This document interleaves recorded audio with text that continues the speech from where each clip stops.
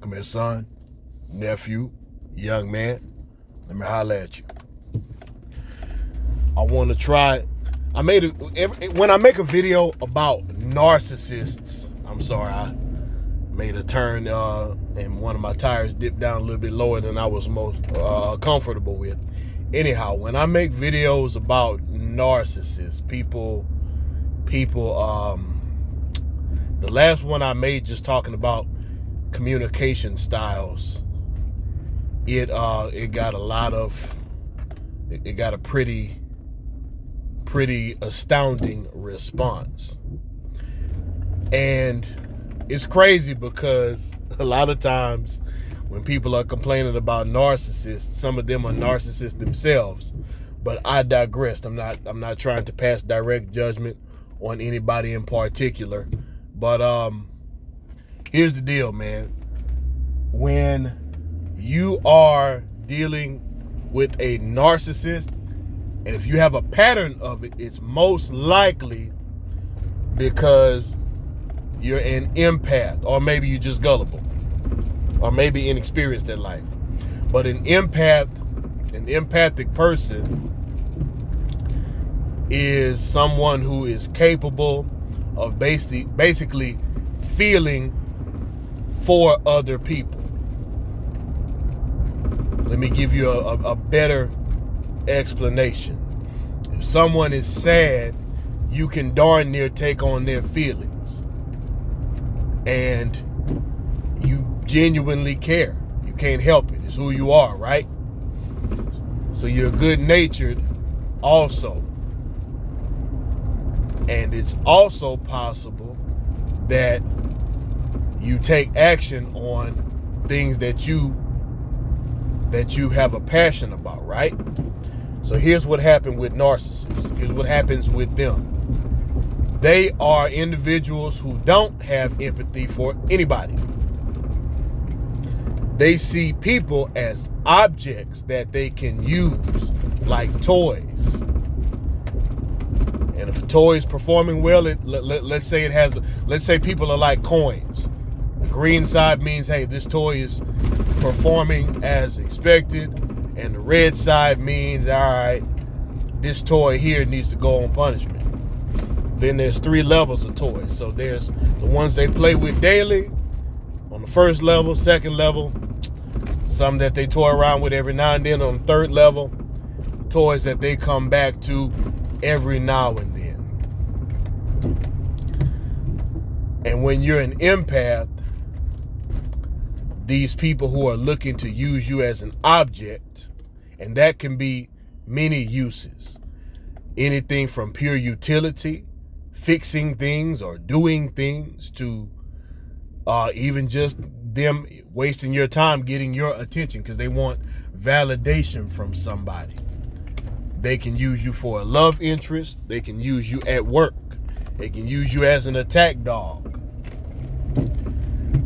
Some examples might be, all right, a female decides her current boyfriend has been turned over on the red side and she needs an object to punish that particular object in her arsenal. So here you come. She gives you the damsel in distress story and tells you how her ex-boyfriend or her child's father treated you so bad. But she knows you're naturally an empathic individual in the form of a protector and provider. So she'll tell you that she was abused and this man is the most evil man on the planet. In reality, she tore that man apart. He's just trying to get away from her and just wants to see his kids. And here you go with your empathic self. She's getting you to go fight the guy or something like that. You don't even know it. You just know what this narcissist told you with that mask on, because they can cry at an instant. They can put on them crocodile tears on command like a Grammy award-winning actor or actress. They can, how about this? I see gang members do it a lot. You identify with the smooth talk or the tough talk of a gang member. Now Maybe he got some stripes, maybe he don't. And I'm not talking about any gang in particular. But you with your empathic self, you ain't gonna ride for the hood, man. I know you want to be down. I know.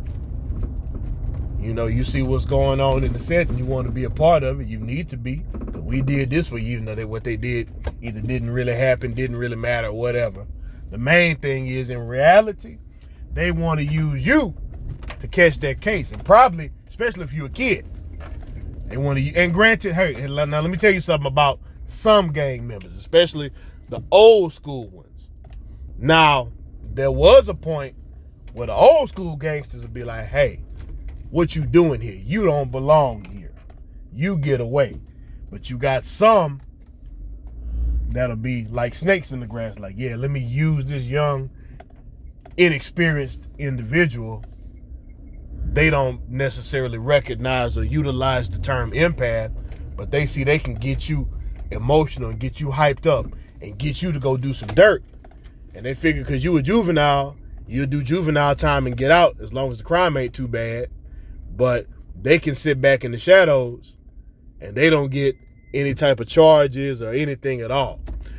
I'm gonna have to come back and do a part 2. Oh Lord, do a lot of parts for this here subject. It can get complex, but here's the main thing I want you to get. If you're an empathic individual, what they'll do is love bomb you. So, oh, you're so good at what you do. You're so pretty. You're so handsome. You're so smart. You're so intelligent. Can you show me how to do this? Come kick it with the homies. You ought to take me on a date. Whatever the case may be.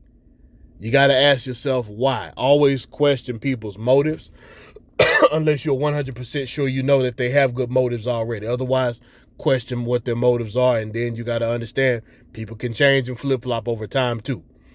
And watch how people treat other people as well. Don't go by what they say. Go by what they do. That's all I can squeeze in for now on a whim. Check back for parts 2 and 3 and other things dealing with this topic, because folks need to know what they're dealing with out here. And as always, never lose the will to win. Never lose the will to survive.